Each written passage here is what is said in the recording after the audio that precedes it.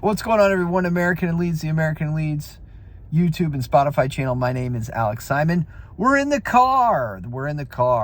You know, there's not a studio out there like a car studio. I mean, this is really what you want. You've got, you can be as loud as you need, and it's like a soundproof booth.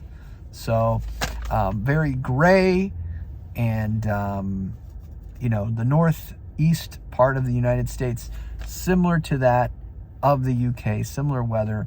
It's getting cold here, and the white stuff has fallen a couple times this year, and it's getting to be that time for some festive fixtures a couple weeks away in this congestive period. Speaking of congestion and congestive periods, I was sick for a week. So thanks everybody for you know, bearing with me while I kind of get my health in order. Feeling good now. Sunderland review. Let's go through the stats. 11 shots by Sunderland, 12 shots by the Whites, 3 shots on target by the home side, 4 shots on target for the Whites, 38% possession by the home side. I think a lot of that had to do with game state, specifically after the goal. They seemed uninterested in getting a second. 62% possession by the Whites. We completed 562 passes at a 90% pass accuracy clip. That's one of the highest pass accuracy clips that we've had.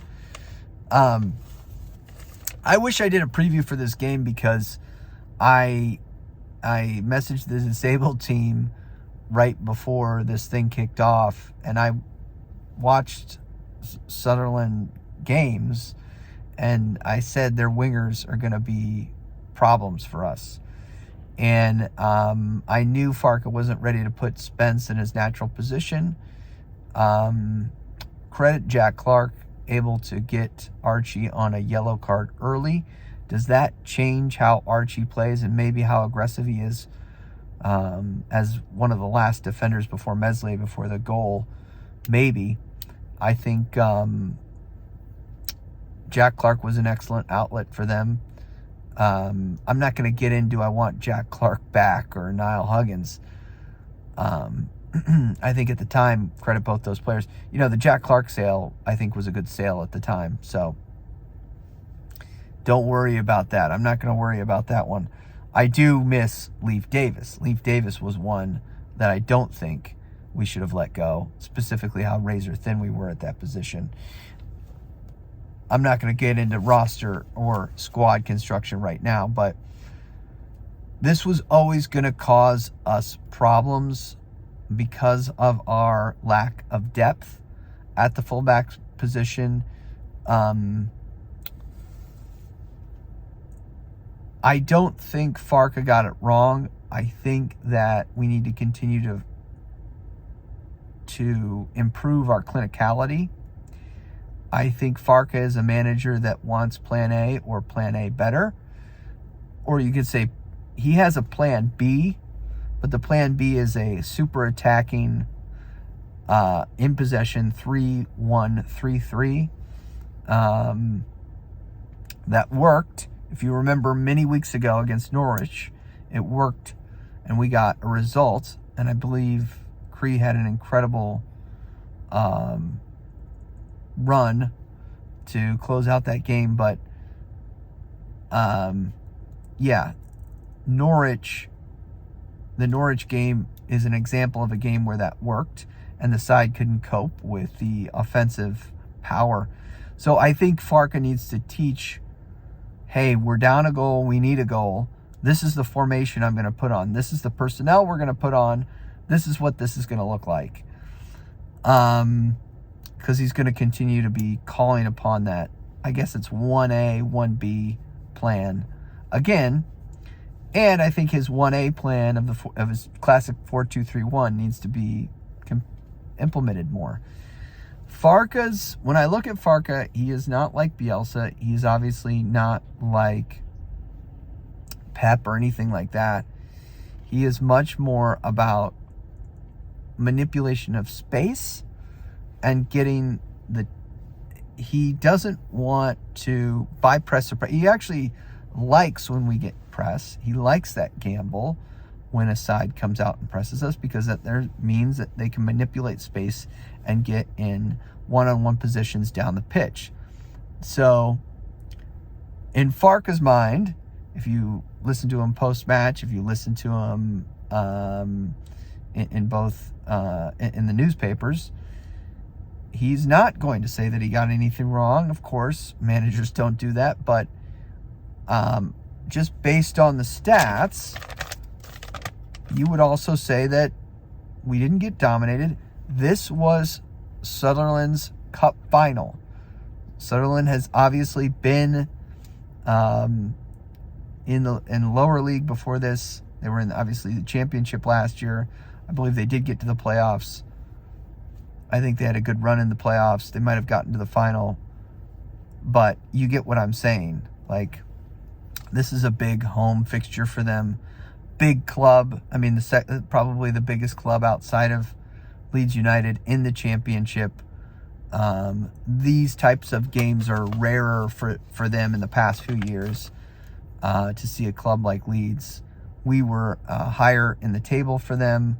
They're going to be feeling very good about themselves. This game was more important for them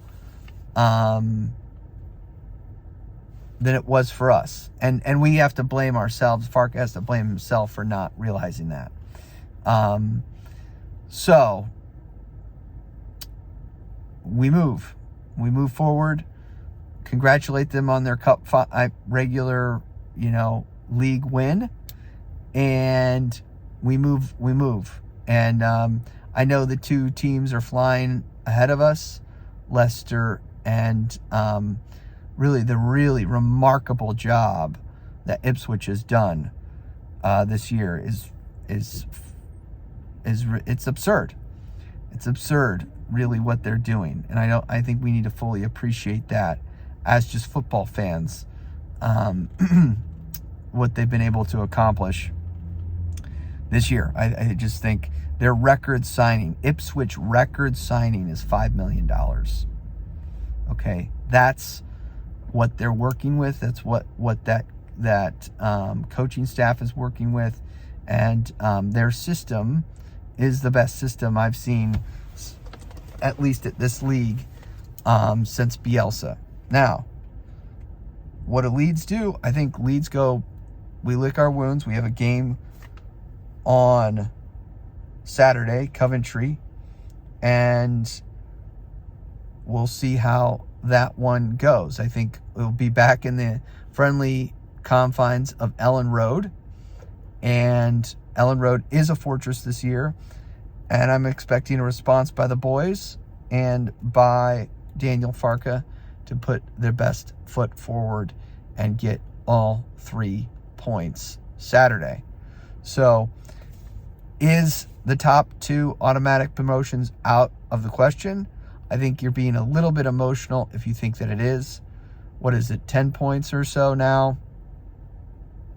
We still have wins against both the top 2, and we still play them one more, so we could do the double over them. So it is not completely out of the question. It only takes a couple of games. Will they falter? I don't know, but I think how the league adjusts to them as we play these reverse fixtures in the second half of the league are really going to determine it. I think if Ipswich, they do have their destiny in their hands a little bit, because they've been in a position. If they beat Leeds on the 23rd of December and they beat Leicester, you're probably looking at it being too far out of the reach. If they don't, if they drop 2 points right there and Leeds gain on them, you're looking at the lead being back down to 6 or so, 6 or less. If by the new year it's within 2 games, I mean, I really think that the automatic promotion spots are still within our hands. But Farka's got to get it right. Farka's got to get this right in terms, we can't really drop too many more points because we will be running out of room because this thing will be wrapped up by the first weekend of May. The positions are pretty much wrapped up. And will we be booking a spot for Wembley with the reverse and away fixture in the playoff? Or will we be not worried and putting out on social media what our off-season targets are and lineups are over the summer? Let me know what you think. Which scenario is more likely? Playoffs? Is the top 2 out of question? Let me know. Archie, gotta go. Leeds.